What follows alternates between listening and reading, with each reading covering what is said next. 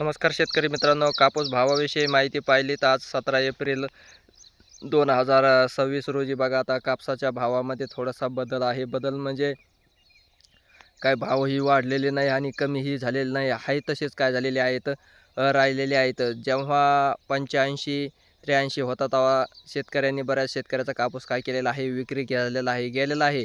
आणि आता जवळपास भावामध्ये आणखीन थोडीशी काय झालेलं आहे, कमी झालेली आहेत असं म्हणावं लागेल.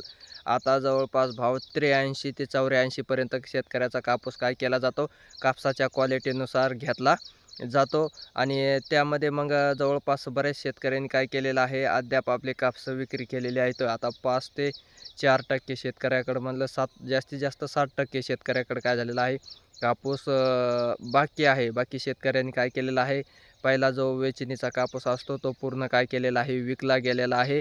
आणि त्यामध्येही मग भावामध्ये थोडंसं काय झालेली आहे, आता स्थिरता आलेली आहे. शेतकऱ्यांना बऱ्याच आशा होती की 9,000ही होऊ शकतो, 9,500ही होऊ शकतो.